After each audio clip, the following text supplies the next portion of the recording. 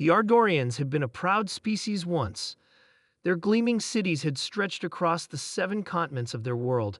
Their scientists had unlocked the secrets of faster-than-light travel, and their philosophers had pondered the meaning of existence for 12,000 years.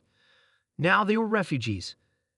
Ambassador Trell stood before the Galactic Council, his once vibrant blue scales now ashen and dull. His voice quavered as he spoke, the translator converting his clicks and whistles into the standardized galactic common. "The Void Armada grows stronger by the day," he said. "Our homeworld has fallen. Our colonies are under siege. We have sent messages to every corner of the galaxy, begging for aid." He paused, his 4 eyes blinking in sequence, a sign of profound despair among his kind. None have answered. The council chamber remained silent. Representatives from 200 spacefaring civilizations sat in tiered rows, their faces, whether mammalian, reptilian, insectoid, or something altogether alien, all wore the same expression, pity mixed with fear. Elder Vox of the Tellurian hegemony finally spoke. "The Void is unstoppable. They consume every world they touch. No defense has proven effective.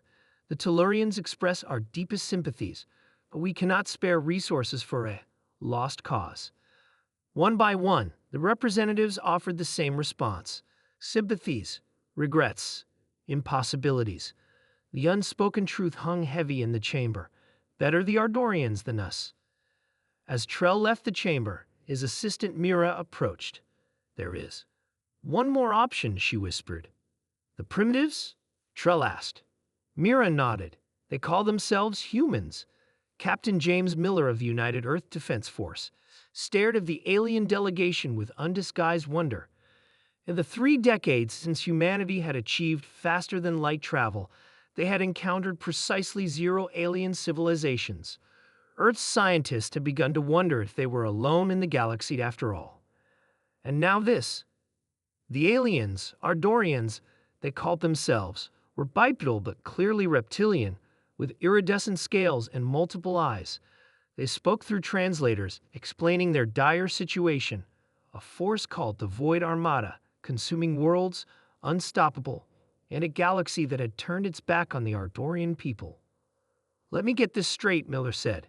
"You've approached every advanced civilization in the galaxy, and they all refuse to help. So you came to us? We've barely left our solar system. What could we possibly offer that they couldn't?"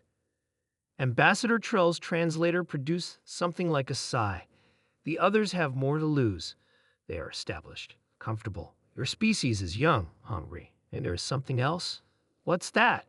asked Dr. Elena Patel, Earth's foremost cynobiologist. "In our studies of primitive worlds, emerging worlds, we have observed that humans possess an unusual quality. When faced with overwhelming odds, you do not calculate the logical response. You fight anyway, often irrationally, sometimes successfully." Miller exchanged glances with General Thompson. The older man's face remained impassive, but Miller knew what he was thinking. Humanity had nearly destroyed itself multiple times before finally unifying enough to reach for the stars. What Trell called irrationality, humans called courage or stubbornness. "You're asking Earth to go to war against an enemy that has the entire galaxy running scared," Miller stated flatly. "Yes," Trell replied, "we are." 6 months later, humanity's response shocked the galaxy. The United Earth Defense Force, alongside Ardorian refugees, launched Operation Lighthouse. While conventional military wisdom suggested consolidation of forces, humans deployed thousands of small, highly maneuverable ships in swarm patterns that confused void sensors. While advanced civilizations had focused on energy shields, humans had developed stealth technology and electromagnetic countermeasures.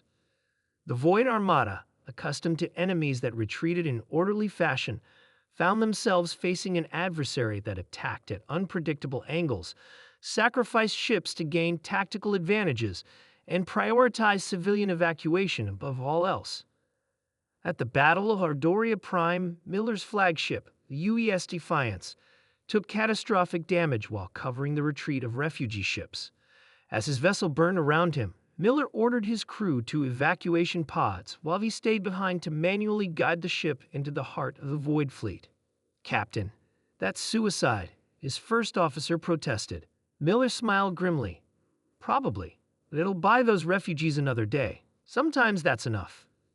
The Defiance's impact destroyed 17 Void capital ships and created a gap that allowed 300 Ardorian vessels to escape.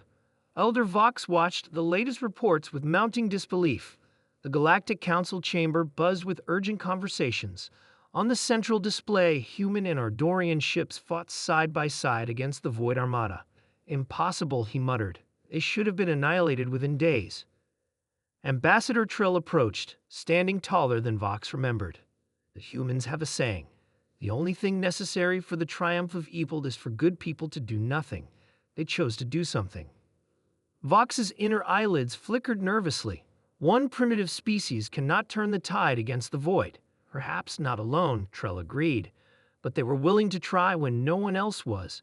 Their courage has inspired others. As if on cue, the chamber doors opened. Representatives from a dozen worlds entered, led by a human diplomat. "The Void is not unstoppable," the human announced, "but they cannot be defeated by fear and isolation.